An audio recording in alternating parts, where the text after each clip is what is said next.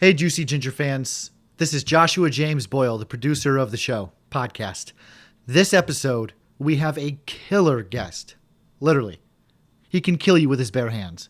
His name is Jamie Varner. He's the man that brought sanctioned MMA fighting to Arizona, okay? He is a WEC champion and an ex-UFC veteran, all right? This dude's the real deal. He was a pleasure to have on the podcast. He's doing big things now after the UFC, and he's going to maybe have a podcast in the future. Go give him a follow and check his stuff out. You will not be disappointed. Juicy Ginger, episode 8. Here we go.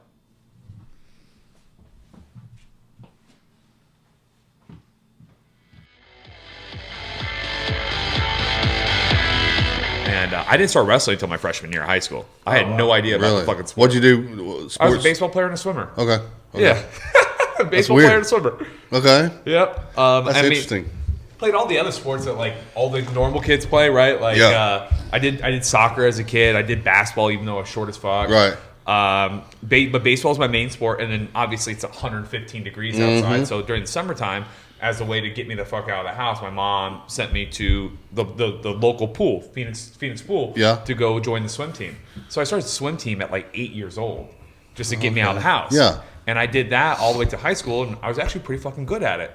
I mean, it's all conditioning. Yeah, right? it's all conditioning. It's all reps. It's upper body strength, too, man. I mean, think about like you've wrestled, Paul. So pulling, right? Pulling in the double leg, pulling the head down, arm drags, pulling. Everything I'm fucking doing in that water is pulling. Yeah. That's and it's a lot of upper body, man. So when I got into wrestling, it was a really easy transition. I had good conditioning, I had great upper body strength. Work ethic. Yeah, and I think that was just something like my dad like kind of put in me. I'm sure be the first one to practice, the last one to leave type shit. Yep. But yeah, man. So swimming was my main sport, and I swam, and then we did a 2-week thing in PE for wrestling, and they did like a. Were they recruiting? Kind of. The freshman PE. So the freshman PE coach was the freshman wrestling coach. Okay, makes sense. So we had like 32, 35 kids in our class, and we did a king of the mat. You know, everybody circle up, right, and have a weight line. And I was like 125 pounds back then, so I was probably like the bottom third of the weights. And as soon as it got to me, the winner stays in. You take someone down, the winner stays in, the fresh guy comes in, the next guy comes in. Well, it got to me. I fucking took everybody down to the heavyweight. I took everybody down. Okay. And so that coach started bugging the shit out of me. Yeah, after that, he's like, Varner, we need you. Come up wrestling. I'm like, I think I'm going to play soccer. Mm-hmm. And he's like, what? He's like, why are you going to play soccer? Well, I'm like, my varsity swim coach is the varsity soccer coach. Yeah. I qualified for state this year. I was a state placer as a freshman. Yeah. So I just figured like, hey, he knows my work ethic. He knows I'm a good athlete. I felt like I was a shoo-in for varsity soccer. Right. And I was a good athlete. I was always a good athlete. I could see stuff. I could always do it, that type of thing. And then conditioning from swimming, I could run like a deer. I was running like 6-minute miles at fucking 14 years old. Damn. So my mom was a track. My mom ran track. So I was just naturally just a good runner. Yeah. And so I thought soccer would be it. Thought soccer would be my move. Gonna play soccer. And at Cortez High School, it's an old school. It's where Alice Cooper went to high school at. So my aunt actually went to high school and graduated with Alice Cooper. How cool is that? Most of the Varner family went to Cortez High School. Like my dad went there and all that stuff. So I kind of grew up in the same neighborhood that my dad did. And then my freshman PE coach was my dad's high school PE coach and football coach. So it's all connected, all the same. Yeah. So the reason why I'm tying this in. So I was adamant on not wrestling. Like I was good at it, whatever, but I wanted to be the first. I would have been the first 3-sport 4-year varsity athlete in Cortez's history. So I was varsity swimmer, right? And then the summer before my freshman year, I played varsity summer league baseball. Okay. Like I already knew all the varsity baseball players. I was leadoff batter as an 8th grader, as a 14-year-old. Leadoff batter in the varsity summer league. Started second base, started outfield, started shortstop, depending on who was playing where. Yeah. But I played anywhere. So I would have been the first 4-year 3-sport varsity athlete in the history of the school. So that's what your drive was. That's it. That was it. Like everything for me. So what clicked to make you want to wrestle? Well, the coach is bugging the shit out of me is ultimately what happened. Thank God to the coaches. Right? Yeah. I mean, everything for me back then, and even to this day, is about legacy. Legacy. Like, I just want to be remembered, right? Like, we got, let's call it 100 years if we're fortunate, right? Yeah. So I want to be remembered. I don't want to just be, just dust in the wind, right? I want to like leave some sort of mark. I want to leave some sort of legacy. I want to be remembered in some way, because like what the fuck's the point, dude? Like, what's the point in life if you're not going to make some sort of difference, or if you don't want to try and be remembered in some way, like I don't know, positively benefiting people. I just want to be remembered, dude. Yeah. And so like that was like my thought. My key was. Even back then, even as a 14, 15-year-old. Well, my biggest fear as a man is probably every single one of you motherfuckers in here right now. Our biggest fear is probably not being good enough. Yeah. Right? As always. Right? Like, fear and insecurity is what drives a lot of men. So I just I had a really fucking mean dad. And so like a lot of shit was I wanted to feel good enough. And I thought if I saw my name on a wall, if I could be remembered, then I would be good enough. Gotcha. And so and I'll tie in the whole wrestling thing. So how the wrestling thing ended up panning out, I was pretty adamant on not wrestling. Well, the freshman coach went to the varsity coach. The varsity coach pulled me out of one of my classrooms. Told me, went into my English class. I remember the teacher because her name was Whitehead. Miss Whitehead. Mr. Chitwood walked into Miss Whitehead's class. Oh, wow. Sounds like the 50s. How about it? And pulled me out, and I'm just like, fuck, what the hell did I do? Because I think he was also like an assistant dean or something. I'm just like, God, did I cuss? Like, what the fuck? Yeah, what did I do? Pulls me out, and he starts, so I heard I heard you're pretty good at wrestling, but you're going to play soccer. And I'm like,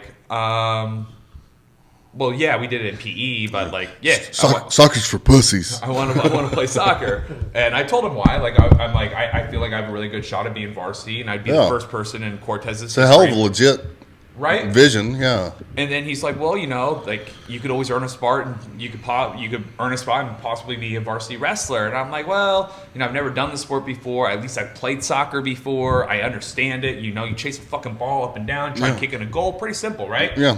Okay, not allowed to hit the motherfuckers. Like, I got it. Yeah. I got it. Like, wrestling seemed a little bit complicated. You wear pretty technical, but you also wear a fucking leotard. Yeah, got your junk hanging out. Yeah. I'm not trying to have dudes, like, fucking grab my dick and feel my butt. So butt drag. Yep, I wasn't into it, dude. I wasn't into it. And so he resulted to calling my parents, and he called my dad, like, fucking hammer. Yeah. My dad was a hammer, what he said when... So he called my dad and told my dad that, like, I was talented in wrestling, that I should really consider wrestling, but I've been pretty adamant on playing soccer, and he thinks that I should reconsider. And so I came home, and my dad was actually really fucking cool about it. I'm not a cool guy, but he was cool about this. And he told me, like, hey, got a call from the wrestling coach today, and it sounds like you should probably wrestle. Like, they really want you. And I'm like, yeah. But, Dad, like, Coach, it's not Scarborough, but just for the sake of the story, I'll call him Scarborough. Coach Scarborough from the swim team, like, he said that, I have a good shot making the varsity soccer team, and then I would be the first guy to be the 3-sport, 4-year varsity athlete for the high school. I'd be the first one ever to do this.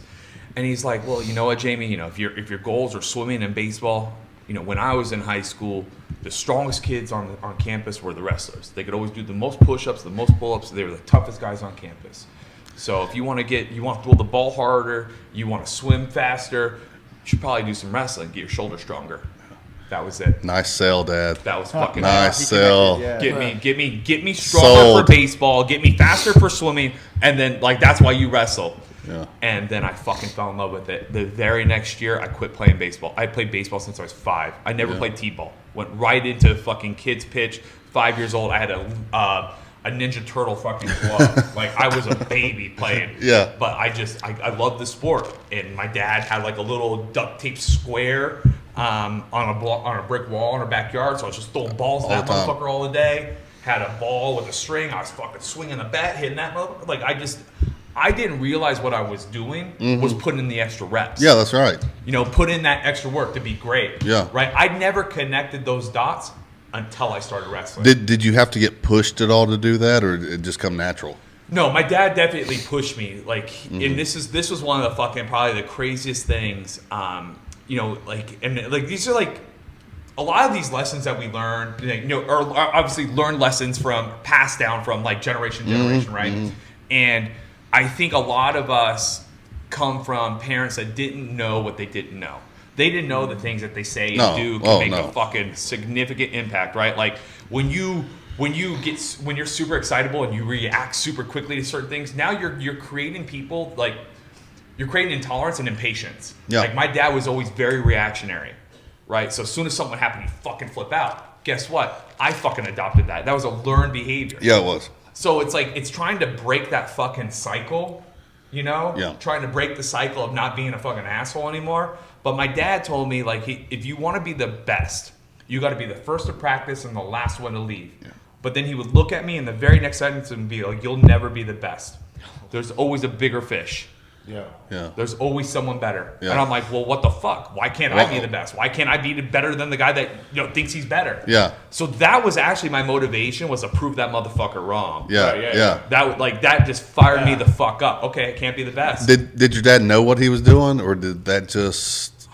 I think my dad liked having. Is your dad still around? Yeah, he is. Yeah. Sorry. No, you're good. I think my dad actually liked having a trophy or something to be Did like. he try to live vicariously through you? Maybe. Yeah. Maybe. But like I see that a lot. Well, I did that. Yeah. As a father with young children at the time, I tried to live vicariously through them and push them, and it's like, man, if you knew now what I know, you would do things a little different. And you're talking to like a 6-year-old. Yeah. Who's just wanting to go play with his kid, his friends. So yeah. Yeah, I mean, you don't know what you don't know, but I think that there is like a certain level of decorum and tact when dealing with kids and like not shooting down hopes. I think there's something something to be said for that. Instilling hope in a kid, like, hey, if you do this and you work hard enough, long enough, you could be the best. Mm-hmm. But some people are programmed differently. For me, it was always like, okay, I want to prove him wrong, but then I always had in the back of the head like, I'm going to fall short. Mm-hmm. I'm going to fall short. And it took me till I was 21 years old to like actually have success all the way. And what I mean by that is to not be to be the bride and not the bridesmaid. I took my senior year in high school, I took second in state for wrestling. Mind you, I quit playing baseball like right after my sophomore year. So my junior year, senior year, I didn't play baseball. I played baseball my whole fucking life. Yeah. That was my identity. And I quit playing baseball right after my sophomore year so I could focus on swimming and wrestling. Okay. And then once that happened, I it was more so swimming than wrestling. I had a scholarship to University of Evansville out in Indiana for swimming, and I ended up. Back then, I had a 2.0 GPA in high school, but it was before they had an electronic transfer of transcripts. Yeah. So you had to mail the shit in. I thought I was good to go. I was already going to college. I knew I was done. Like, I knew I was going to Indiana. I'm going to swim. It's going to be awesome. Well, I got a call from the fucking coach, and he said that, hey, Jamie, just want to let you know that we cannot offer you a scholarship. Your GPA was too low, and you didn't take 4 years of a foreign language. You didn't take 4 years of math. All this shit. I'm like, oh, what? I was 100%. Like, I only went to school to play sports. Yeah. Like, I did enough to pass. Right. I never did homework. Never, dude. Yeah. Never did homework. I never, I would write the report the night before. I would write the paper, maybe the morning. But you were the jock, so they let you get away with it and let you. No, because I was a wrestler, dude. I was a swimmer, wrestler, and baseball player. I wasn't a football player, basketball player, right? Those are the motherfuckers that people care about, right? Right, yeah. I played the really obscure sports. Like, I was never voted most athletic. Like, no one ever recognized that. But it's fucking, 10 years later, guess who's got a fucking action figure, right? That's right. So, I mean, the whole transition from swimming to wrestling and, college, I had to walk on to a junior college. When I lost that scholarship, dude, how was that demeanor? Dude, I was fucked. Yeah. I was fucked, and my parents split up my senior year of high school, too. Damn. So it's like, I was so fucking displaced. Like, I didn't know, I had my dad living in one house, and he kicked me out of the house. I had my mom who had quit. She had been drinking her whole life, but then fucking got sober. Yeah. My dad called the cops on my mom for throwing a phone at him for being a dick, and a part of her like sobriety or part of her like not having to go to jail was she had to enter into a rehab facility, and then she had to undergo like 30 days of alcohol classes, AA classes. Yeah. Well, that 30 days turned into August 11th or August 22nd, 2002 to today. She hasn't had a drink. Good for her, man. Fucking A. Hasn't had a drink, no drugs, no alcohol since August 22nd, 2002. But my dad didn't stop drinking. He didn't stop using. And so August 22nd, 2002, that was my senior year. I graduated high school in 2003. My mom split up, left my dad shortly after that. 6 months later, I think she met a guy in AA. His name was Cole, who's now my stepdad. And they've been married pretty much ever since. But I was so fucking displaced. Like, I was living in my mom had bought a condo. I'd rented a condo. And then my dad kicked me out of the house. So I was living in my mom's condo, but my mom was living with her boyfriend. Okay. So I was like living alone. Yeah. Fucking So year. Yeah. You have to wake up. You have to do your own homework. Get the shit. Yeah. Well, try to figure out where the fuck am I going to go to school at? Like, Oh, what am I good going to do point. next? Like, I didn't have the type of parents that like, hey, push college and all that shit. Like, I didn't want to be a construction worker. You have to motivate yourself. Yeah, I didn't want to dig ditches for a living. Like, that's what my dad told me that I was going to resort to. Digging ditches. Yeah. So, like, I would never be good enough for anything else but dig a ditch. So I'm like, I have to play fucking sports so I don't become a fucking ditch digger. You know, ditch digger? Yeah. Right. Survival mode. Yeah. That kind of That's like, some pressure, yeah. man. So, dude, it was fucking wild. One of my high school wrestling coaches, he gave me a book, and I didn't think I was good enough to wrestle in college. So my varsity high school coach, Coach Flint Swordfager, he pulled me out of class and told me, like, hey, dude, like, I heard you lost your scholarship. You're not going to be swimming. Like, you're good enough for wrestling. You're good enough to wrestle in college. I'm like, really? I took second in state. I wasn't like, I was only a one-time state placer. I didn't start wrestling at 6 years old like the motherfuckers from Oklahoma State and, Pennsylvania and Iowa. Yep. Like that I had a chip on my shoulder. I was mean and I was a fucking fighter, dude. I was always a fighter, but I was a good athlete. Yeah. And I didn't realize I was a good athlete until I got older. Like, I always assumed, like, the black kids, the Mexican kids, like, I always assumed that they were better athletes because, like, those are the kids that won everything, right? Yeah, like, at least in the neighborhood I grew up in. I went to Alta Vista, I went to Choya, I went to Cortez. So that was the neighborhood that I grew up in. And so I just assumed, like, I wasn't a good athlete. I just had to, work hard, whatever. Right. But lo and be told, I was actually a pretty decent athlete. I could, like, see shit and just do it. I didn't really have to be taught a lot. Yeah. I didn't realize, like, how... And that's so big in wrestling. Dude, huge. Position. And, I mean, obviously a lot of it is natural talent, but you have to know. Like, you have to understand moves. You have to understand, weaknesses in opponents. Yeah.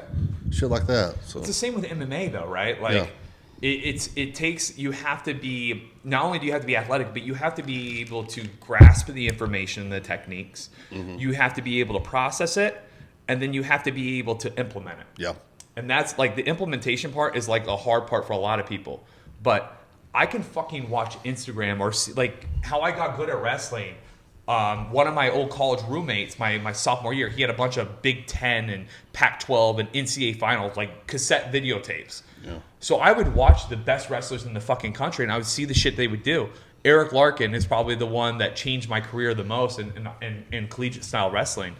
I saw him, like, doing shit. So I could see people do stuff on the video, and then I would just go try it on the mat, and I could fucking do it. Damn. Dude, I went from being, a runner-up in state my senior year of high school, walking on to Pima Junior College in Tucson, Arizona, where they had the guy that took first in state in my weight class, the guy that took third in state in my weight class, and the guy that took fourth in state in my weight class.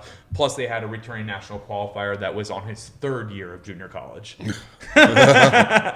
I was 18 years old. My fucking goatee didn't connect. Like, I had probably 3 hairs around my nipples. Like, I was a fucking boy. He was a baby. Still figuring it out, man. 160 pounds. And I walk onto this team, and there was a guy that was a returning All-American from 2 years prior. He was also one of those 3-year fucking junior college guys. And I worked out with him, and he kicked my fucking ass every day. Yeah. He kicked the shit out of me. And then next thing you know, Wrestloff's coming, and I beat fucking everybody. Damn. I fucking beat everybody. The guy that beat me in state dropped 2 weight classes. Because of you. I don't know if it was so much because of me, but I gained. There's a reason. Yeah, I gained 10 pounds my freshman year. I never lifted legs. This is gonna be fucking funny. Sounds like Paul. Paul's probably a very similar coach that I had. Yeah. My coach, because everybody thought if you lifted weights that you were gonna gain weight. Yeah. So wrestling, we wanted to stay small, right? It was a weird head fuck that wrestlers had back then. Yeah. But if my wrestling coach told me if you wanted strong legs, Coach Shaw told me this, not Coach Swartfager. If you want strong legs, you need to run more. Okay. So I was like fucking Forrest Gump, dude. I fucking ran all everywhere. the time. Fucking ran, dude. I ran to school. I had ankle weights on underneath my baggy jeans. I was fucking running everywhere. Damn. I go to wrestling practice, run. I'd wake up at 5 in the morning. I'd run. I just ran. Yeah. And then when I got to college, my coach had us lifting 3 days a week. My legs, I was squatting, deadlifting, and power clean. I gained, 10, 15 pounds in probably a month. Wow. Just lifted. They were just waiting to grow. Just fuck, dude. Yeah. And I went from, I was wrestling 152 in high school my senior year. I was 165 my sophomore year. My freshman year of college. And probably a better composition too. Dude, as far as body fat and all that goes. I felt great. Yeah. I felt great. I wasn't cutting a ton of weight. I wasn't the strongest guy at the weight class, but dude, I was 30-10 as a freshman in junior college. That's and I was stud. a starter. Yeah. I beat the guy that was the national qualifier. He ended up quitting the team. Everybody else kind of fucking went in different weight classes and different places. And then my sophomore year, I took second at nationals. So once again, I was the bridesmaid, not the bride. You know? Yeah. And does that stay in your head? Yeah. Yeah. I know this is like a long No. story I trying like to it. get to that point, right? But you have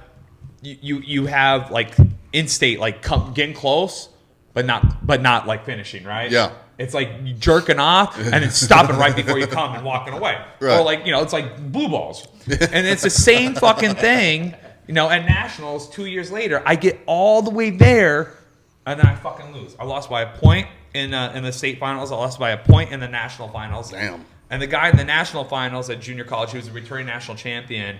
He went to University of Iowa, and then I went to Lock Haven. That was just the difference. Yeah. I tried. I was talking to Coach Jack Spates from University of Oklahoma. I really wanted to go there. I wanted to go to one of those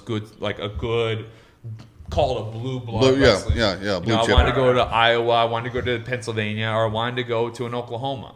I wanted to be in one of those states. Mm-hmm. I ended up going to Pennsylvania, but I had to go to like a top 20 school, instead of one of those top 10s. And I was the number 13 overall recruit that year.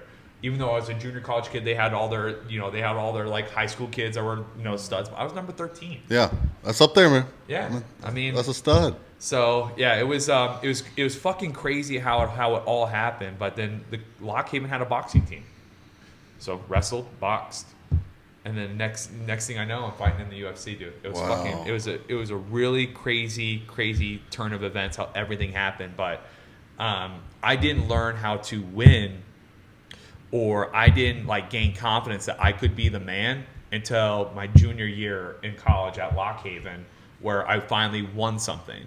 I won nationals in boxing. So I redshirted my junior year at Lock Haven so I could get a year of just D1 experience. Okay. So I got to go to all the open tournaments. I was 17-3. I beat a guy from Edinburgh that was an All-American that year. So I had some really good matches. I did really well. There were some thoughts on me possibly transferring. I kind of wanted to go to a better school. I didn't really like the setup that we had at Lock Haven. So when that happened, there were 2-hour practices, plus we had 2-hour mandatory morning practices as well, or hour and a half lifting or whatever. I was always doing extra work. Yeah. But so we do our morning workouts, we do our afternoon workouts, but that wasn't enough for me. So I walked onto the boxing team. Never boxed before. No, so that's. I was thinking about that. I probably should have had a backstory on that, but No, you're fine. I did. I had my very first MMA fight my senior year of high school.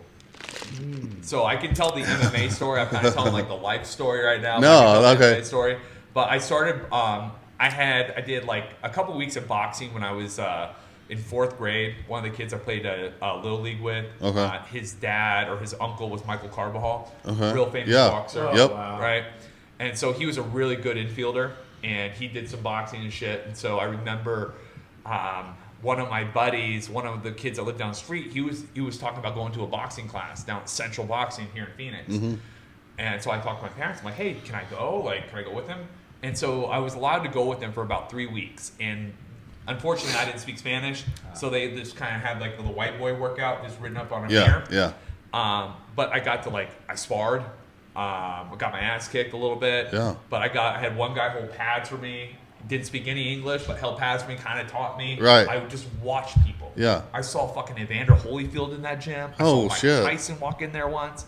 Yeah, dude. I was a fucking little kid, but I was watching jump rope. It was like jump rope for 6 rounds, then hit the bag for 6 rounds, then hit the double end bag for 3 rounds, and then go, run a loop around. Like, that was my workout. That's your workout. And then, shadow box. It was also shadow box for like 4 rounds or something. Right. It was always like the same thing written on the board. But it brought you in that environment. Yeah. So I learned hands up, elbows in, throw some straight punches. I learned like real basic stuff in 4th grade. But my parents are like, you're just getting your ass kicked. No one's like talking to you. You don't speak English. So they're like, we're not going to pay for this. So I did that. And then my senior year, when my mom went to rehab, fucking really weird story. When my mom went to rehab, I went and visited her. And she met a guy in rehab that trained with a bunch of MMA fighters, and he was a blue belt in jiu-jitsu. Okay. And where he trained at with a bunch of MMA fighters was probably 2 miles from where I lived. Okay. And so I fucking got this guy's number in fucking rehab. My parents let me get a dude's number in rehab. But they knew I wanted to fight someday. And I told my mom, I'm going to fight in a cage someday. And the reason behind all that was, and now I'm like, fucking all these stories are getting... No, you're good. We love it. I don't know how I'm going to tie these in. Yeah. But it was really fucking weird going to a goddamn rehab, getting this guy's number. But she knew that I was into fight. She knew that I wanted to do it. I think always being like kind of the little guy, like I mentioned earlier, being the bridesmaid, not being tough enough. That chip on your shoulder. Yep. Big time. And then I remember my sophomore year of high school, the toughest guy in school, his name was Peter Morales. He was supposed to fight in Rage in the Cage. Okay. And I remember him pussing out. Like he got scared. He's like, oh man, those are some real fighters. I'm not going to do that. And I'm like, really? It's like a fucking wrestling match where you get to punch people. Yeah, I'm in. I'd fucking do that. Yeah. I'd do that. And there's weight classes? Yeah, I'd do that. So I always had that in the back of my mind. And then my junior year in high school, I was a lifeguard. I told everybody on the staff that I was going to fight when I turned 18. I told everyone, I'm going to fight in a cage next year. I'm going to do it. I even my mom my mom went to rehab, got that guy's phone number, and I fucking called him. I called him whenever she got out, whenever their people got out, I fucking called him like, hey dude, you serious? Like, you gonna train? Like, can I come? Can you introduce me? Like, whatever. And he said, yeah. And I went down to this gym. It was called Mahato Karate. And there was this guy named Steve Hockley. I think he was a purple belt at the time, jiu-jitsu. But he ran a small jiu-jitsu program. There was probably 5 or 6 guys in there. And they're like accountants and fucking just nerds and shit. I go in there and I think I'm this cock-strong wrestler. Fucking got some pipes. I can do some push-ups. I mean, I can run like a deer. Let's fucking go. Yeah. And dude, I got choked and fucking arm barred. Like dudes that look like Harry Potter just fucking me up. Put you in that scarf. Dude.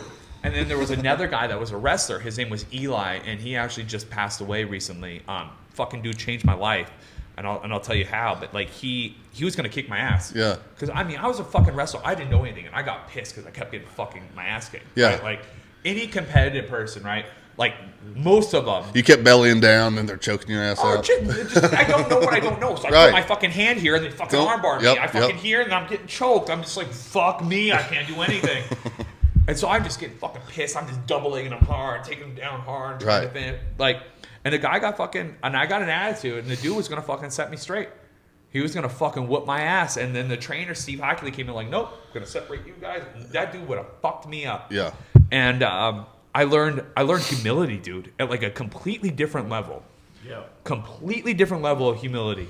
Getting your ass kicked by fucking these guys. And then I got addicted, dude. Yeah. It was like a new drug to me. Like I wanted to be good. I just wanted to be good. I wanted to fuck everybody up. And I thought like this was the one thing I could be great at because I didn't wrestle at 6 years old. right?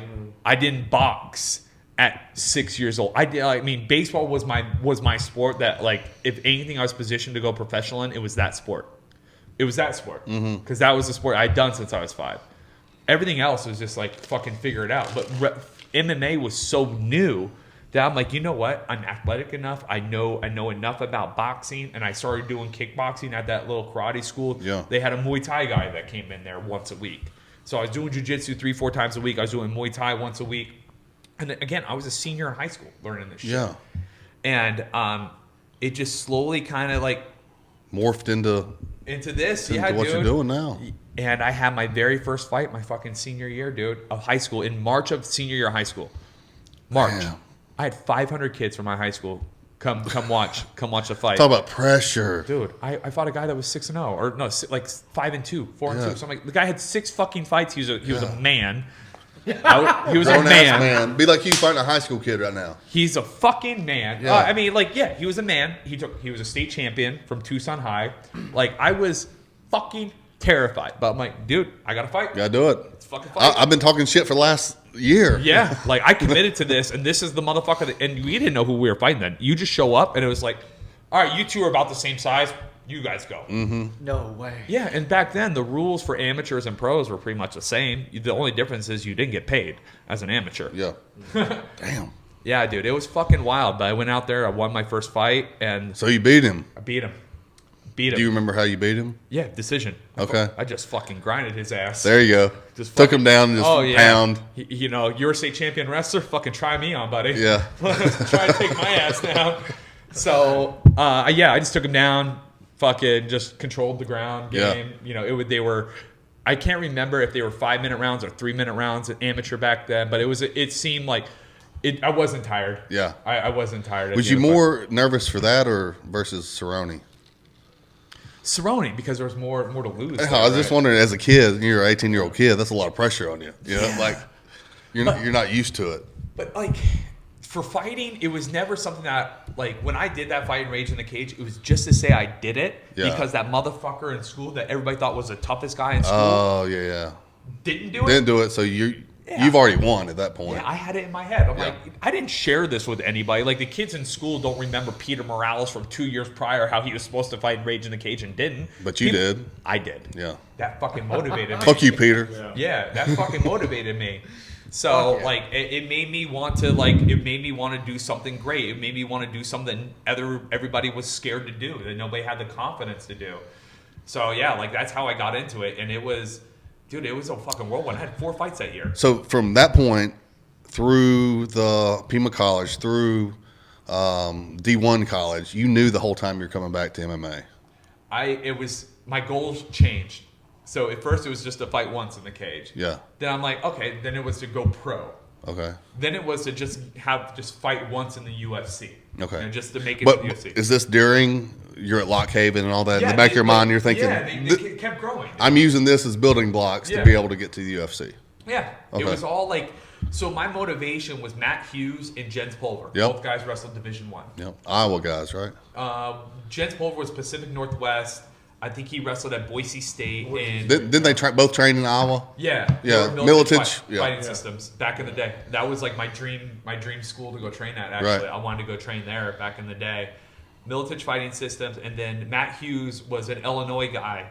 He wrestled at Lincoln Community College for 2 years, where he was like, I think he was a 2-time All-American there.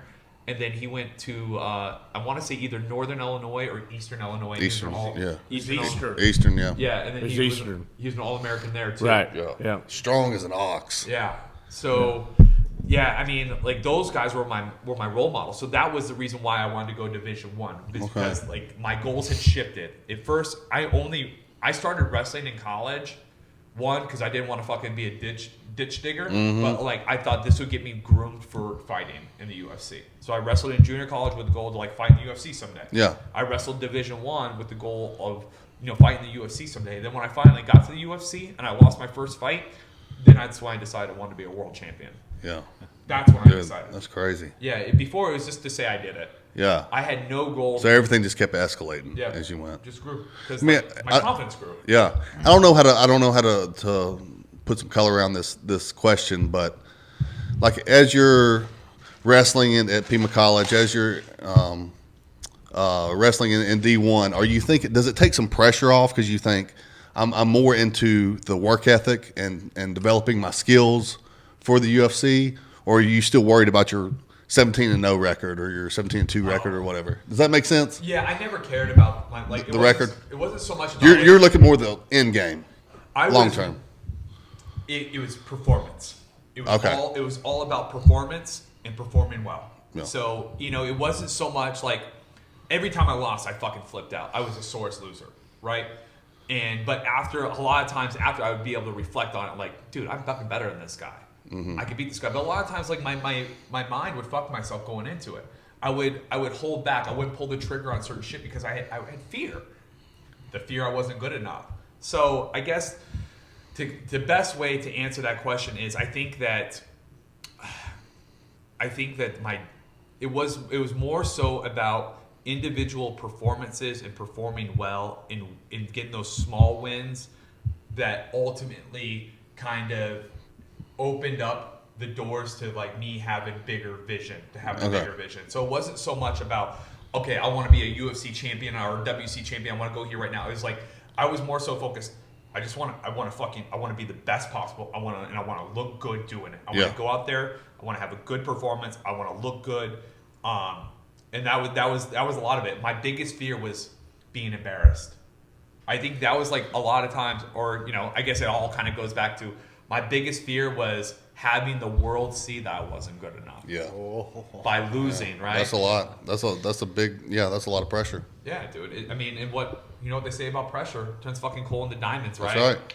And I wish I could implement a lot of the shit that I say. I wish I could have implemented a lot of shit that I know now. Right. Like hindsight's always 20/20, and getting older. But I wish I would have believed in myself a little bit more. I wish that I had a little bit more confidence. I tell a lot of my kids that I was coaching, like they're like, Coach, I'm nervous. Nerves are great, man. Mm-hmm. That's good. Nerves are good. Like, Coach, I'm fucking nervous. It's because you care. Yeah.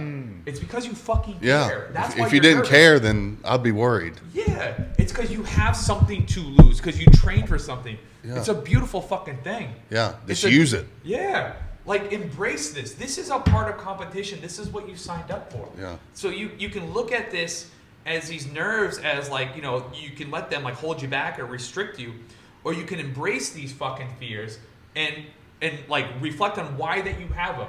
Why you have them is because you fucking work so goddamn hard for this thing, for this goal. That you don't want to fuck it up. That you don't want to lose. Yeah, you don't want to lose it. But that doesn't change the fact that you did all this fucking work. Yeah.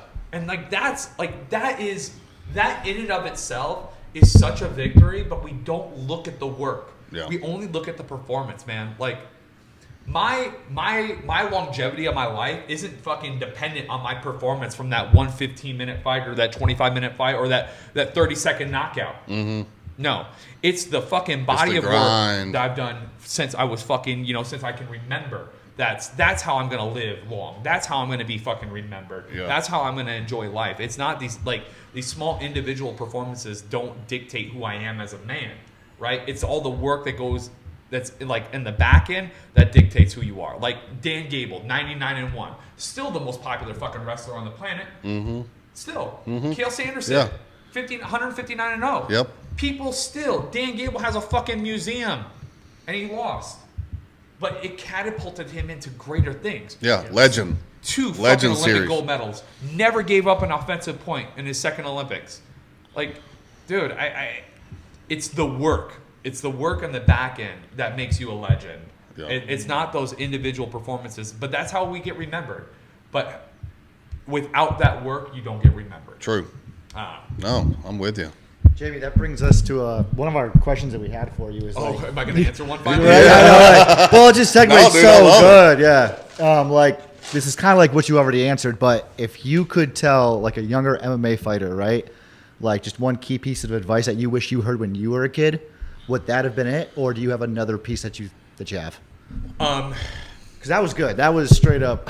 The best advice I can give anybody, and this is from firsthand experience. Don't stop training. Don't stop competing.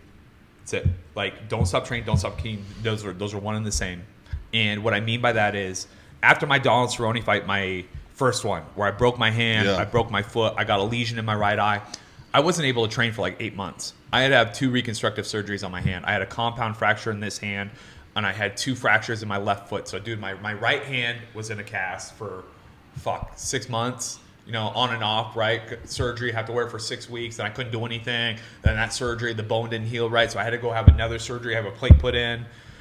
Fucking nightmare. Damn. So then I was in and out. Then I had my left foot was in a boot. I couldn't work out. I couldn't do anything. At least so I thought. And I didn't do anything for like 8 months. I came back after that fight. I lost to Benson Henderson. I had a draw with Kamal Shalarus. And then after that, I lost to Donald Cerrone in a decision in Colorado. And then after that, I lost to Shane Roller. I was inactive for like 8 months, 9 months. I wasn't competing. I wasn't training. I was trying to heal my body. And that derailed me. It took me a couple years. Yeah, at least a year and a half. To get back. To get back mentally, to get back physically. Physically, to get psychologically, sharp. Yeah, stay timing, that hunger and shit. But I would say compete in jiu-jitsu tournaments, compete in boxing matches, compete in fucking kickboxing tournaments, train all the time. You have to fucking love it, dude. When you stop loving it, when it stops becoming your passion, when you stop wanting to go to the gym all the time, when you lose that hunger for it, dude, it's downhill. It's gone, yeah. It's downhill from there. And another quick piece of advice for those guys that are fighting is you have to ignore the business. The business will make you feel like you're not good enough. It will feed every single insecurity that you have about yourself. It will feed into that if you let it. Yeah. Get a manager, get a trainer. I mean, just assume that you're going to be hungry for a long time. You're not going to have a lot of money. I didn't have shit for fucking money. Right. I was broke as fuck when I first started fighting. Yeah.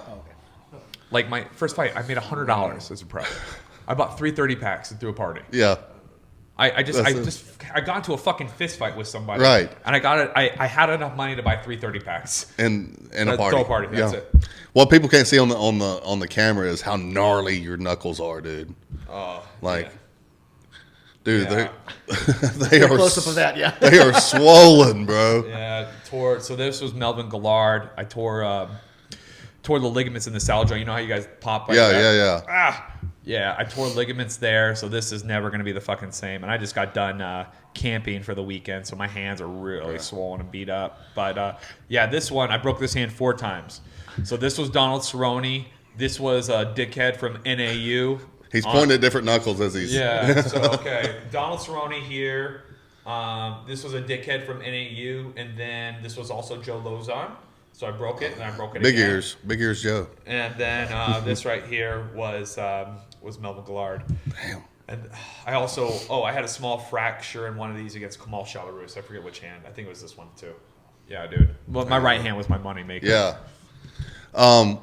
We were talking about it in the elevator a little bit. Tell me about your camping trip. What happened? Oh, yeah. On the personal side. Yeah. So, I mean, there should actually be a little bit of a backstory to this. All right, throw it out there. Yeah, there's a little bit of a backstory. So when in 2010, I fought Shane Roller. That was my last fight in the WC. Do you guys remember when the WC transitioned to the UFC? Were you guys fans back then? Yep. Yeah. So they cut me. They didn't bring me over. I lost all these fights. I was kind of a heel in the organization because I said that they didn't treat me very well. Yeah. I was the main event on a fight. I was the main event of a fight in Sacramento, but yet they had Uriah Faber as the main guy on the fucking poster. Wow. They just treated their me golden boy. Yeah, and then all like the No Fear and Amp Energy, all the big corporate sponsors that came in the WC. I was a champion. They never offered me one of those. Why? Dude, I have no fucking idea, man. I don't know if they just didn't think I was marketable or what, but they didn't give me an opportunity. Mm-hmm. Or at least they didn't get to know me. They didn't try. They did not market me. And so I was really hurt by that, and it also kind of fed into that same insecurity. The more chip on your shoulder, I sense a pattern here. Yeah, dude. But it's not just me. We all fucking yeah, have yeah, it. no. That's the reason why you look like a fucking brick shit. Oh, yeah, because I was 140 pounds in high school. Yeah, dude, you didn't feel like you were good enough. That's probably why you're a fucking producer. You want to fucking do good shit. You want to feel good enough. Paul, probably why you wrestled in college. You want validation for your work. You want to feel good enough. Every fucking man, we all have the same fear. Right. It's the fear of not being good enough, to fall short. Like, how many of your fights with your wife have been because fights that are your fault that you started came out of your fear. So 100% of them. Yeah, dude. Like, I get impatient with my girl because I feel like I'm doing something wrong. Because like I'm not good enough. Like it's just it's really weird. Yeah, it is. It's a weird cycle. It's almost comical. We know what it is. We can't do anything about it. As you're fighting about it with your girl or whatever, in the back of your mind, well, fuck, this really isn't her fault. This is my problem. Yeah, but you're not going to back down. Oh, hell no. No. Can't do that. You admit you're wrong. Yeah, exactly. So with her, when I got cut, I had to go back to the minor leagues, and I just took a year off from fighting. I was so burnt out, beat up, mentally just done. I moved out to New Jersey. I thought I wanted to do something different. I got into a physician assistant program at Seton Hall University. It's a private school in New Jersey, in South Orange. So I got in there. I did a dual enrollment program. So it'd be in 3 years, I would get my biology degree, and I would also get my physician assistant's degree. It was like $60,000 or something, but I would have this fucking great. I did it. I was out there in New Jersey for about 6 months going to school, and I started training at AMA Fight Club. It's where Jim Miller, the Miller brothers were there.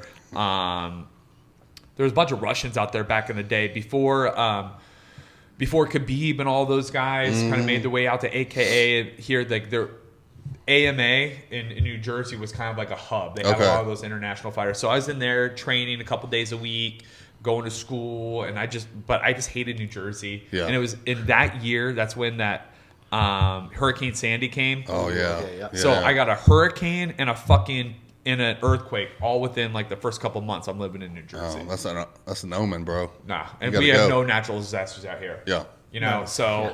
After that, I hated school. It wasn't for me, so I left. I dropped out. I came back home, and I'm like, I was so fucking lost. Like, what do I do? I got back into the gym at Arizona Combat Sports.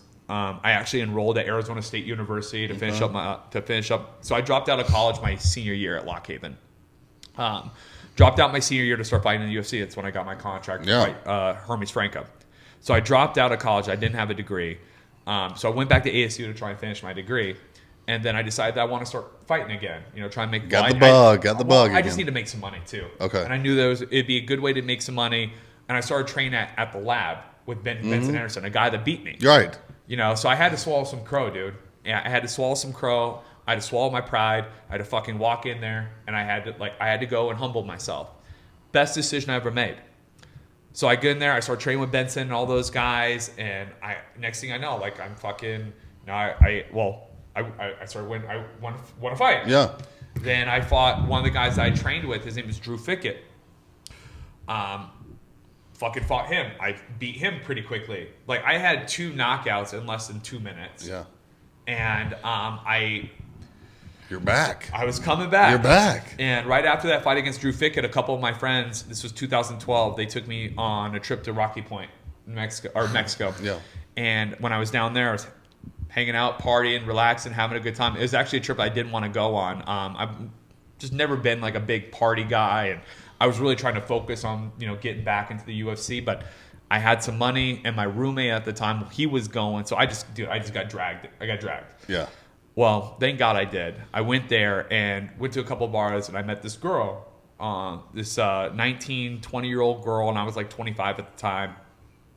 One of her guy friends recognized me from the WEC days, but it was too chicken to come talk to me. So he had her come up and ask me if I was Jamie Varner, and the former fighter. Mm-hmm. And she's like, yeah. So she came up and asked me. I'm like, oh yeah, Jamie Varner. She's like, oh, do you mind getting a picture with me? I'm like, sure. Yeah. It's like my friends over there. I don't know who you were, but my friends over there, like they're fans, and so I just thought I'd get a picture to like kind of rub it in their face. Yeah. Right. And I'm like, okay, no thoughts there. Cute girl, whatever, leave. Well, like a week later, she posts something on Facebook, or a couple days later, she posted a picture on Facebook with me, tags me in it. So I sent her a message. I'm like, Yeah. hey, are you single? Like, if you are, we should, like, text me. Yeah. She did, and probably like a week later, we went on a date. We hung out. She went to college in Tucson. Okay. I was trained here in Phoenix, so she would drive up like every weekend. She got a job up in Phoenix. She would drive every weekend, hang out with me. We'd hook up, whatever. Wasn't like super serious, but she was there. She was there before the Barbosa fight. Okay. She liked me. She was into me. She'd come up and see me before the Barbosa fight. So this was March. We started dating, and I had the Barbosa fight Memorial Day weekend in May. Okay. Got this. I got that fight. I took it on 3 weeks' notice. I was supposed to fight somebody else, so I'd already been training for a fight. I had already had a 6-week training camp for another guy that I was supposed to fight in Texas in a small organization, but they had somebody. I think it was Evan Dunham had gotten hurt, and he was supposed to fight Edson Barbosa right after he kicked Terry Adams' head off. Okay. Like, this is knockout of the year in 2012, and that's the motherfucker I have to fight. You know, Right. just coming off the streets, Right. Coming off the minor leagues, and But you're ready. I mean, I was in shape. Yeah. But I was fucking terrified. I'm like, this motherfucker just kicked someone's head off. I never fought a guy. I fought a guy so fast, so athletic that did shit like that. And like, it's hard to find training partners for guys like that. Like, That's a good point. When you're a freak athlete like that, how do you? Where do you find? Yeah, there's like- nobody in the gym like that. Well, again, how do you find somebody like? How do you train for John Jones? No, you can't. It's impossible, can't. right? To find guys that are that athletic, that fast, that sharp, that technical, that are that size. Right. You know, And, so yeah, it's with just, the length too. Yeah.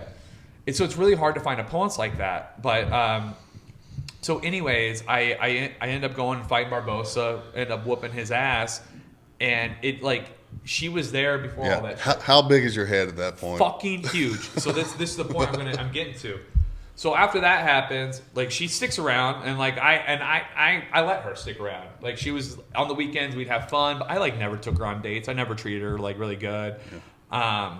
And she finally moved on. Like it was after about 1.5 years, almost 2 years. I asked her if she was hooking up with other people, and she said yeah, and I fucking flipped out. Oh my god, I flipped out. Well, meanwhile, I'm fucking everything.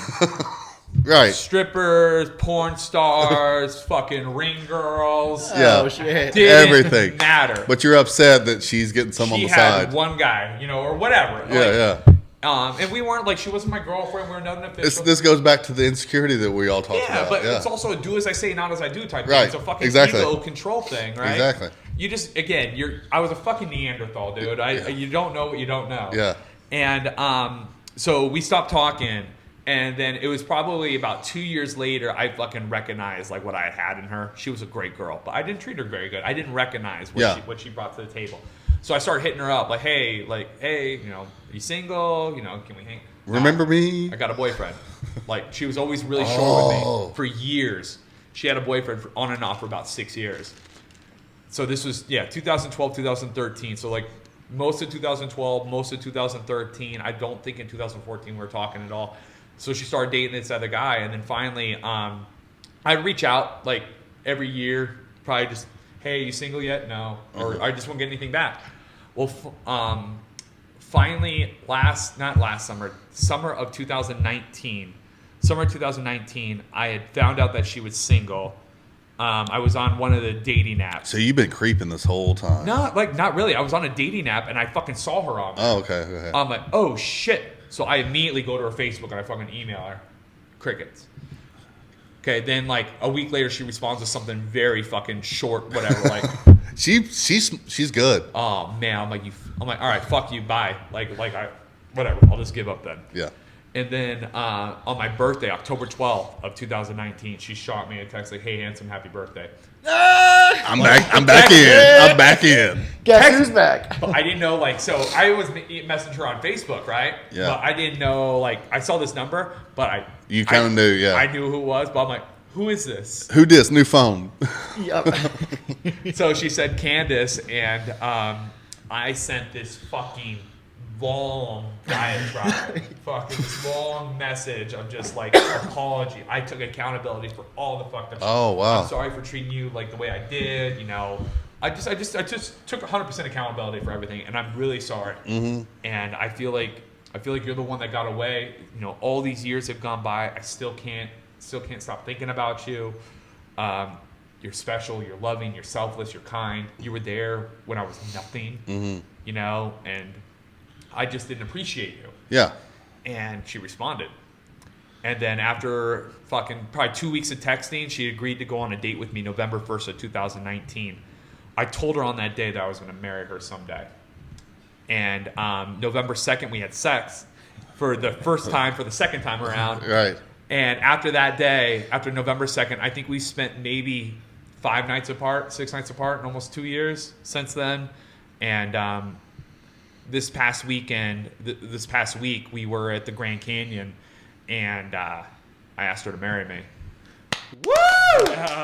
Woo! Congratulations. Fucking Good job, bro. Hell yeah. Dude, and like, I don't want to gloat, but I want to, everything I've ever wanted in my life, I've been able to get in some way. And what I mean by that is, and it's through work. It wasn't because I was gifted shit. It wasn't because of luck, but it was through work and persistence. Like, I wanted to fight in the UFC someday. I did that.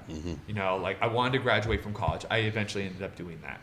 I wanted to become a world champion. I wanted to be the best at something.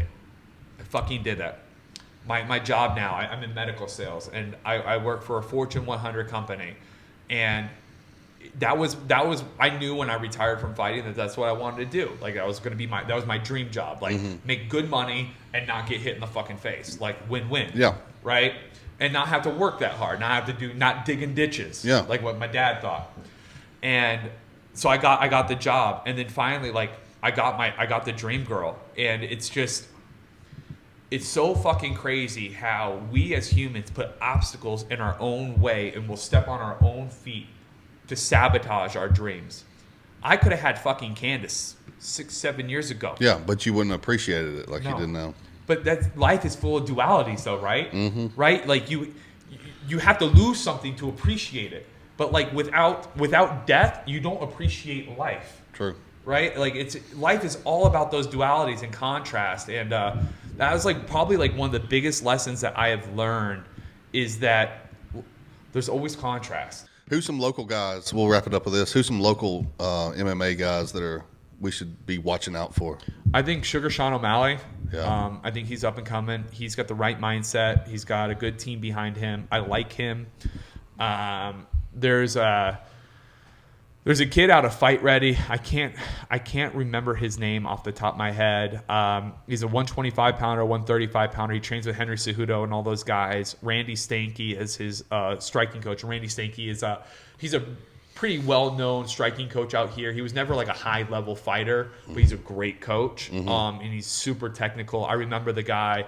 He's from like Sholo, Arizona. He used to drive in and come train with me. He weighed 135 pounds, 140 pounds, would come in and spar with me. Damn. Drive 3-4 hours to come train with us at Arizona Combat Sports. I've known the kid a long time. He's a great coach. But he's got this little Asian kid. I forget the kid's name. Yeah. I don't know if he's an amateur, if he's still an amateur, if he's a pro now. But I wish I could think of the kid's name. You're fine. He's fine. a stud. But there's Henry Cejudo is eventually going to be, he's going to make some noise here again soon. Oh, for real? I think Henry Cejudo, Sugar Sean O'Malley, and then I'm trying to think of, Tyrell Fortune, Bellator guy, Arizona Combat Sports guy. He's tough, man. He's a great wrestler. He's super athletic. He's picking up his striking. I think he recently got knocked out pretty quickly, but just because you get knocked out. I mean, look at Michael Bisping, man. Yeah. He got knocked out pretty quickly and ended up winning a world title. So, like, it is what it is. But I think Tyrell Fortune is, I think he'll make some noise in MMA. Cool. Where can they find you? Instagram? Yeah, so just at Jamie Varner, Instagram. I'm looking to potentially do my own podcast as well. Okay. I like to, maybe bring some fighters on, some different people, talk about life after fighting, or see what's going on in the world today. Cool. Been really interested in the podcast since I'm no longer coaching high school wrestling. I don't have anything for sure with the college wrestling gig. Yeah. I think I need to be active, dude. Yeah, I gotta be doing something. So I think podcasting, and then just working out, lifting, and that's it, dude. But Sweet. yeah, at Jamie Varner on Instagram, Okay. at Jamie Varner on Twitter, and then you can find me on Facebook. I have a Jamie Varner fan page and then Jamie Varner normal Facebook. So I add everybody. I don't care. All right, man. I appreciate it. And so stick around. we'll have all his links down in the comments, and I appreciate it, guys. How about it, man? Thanks, Sorry man. I talk so much. No, I loved it, dude. I loved it.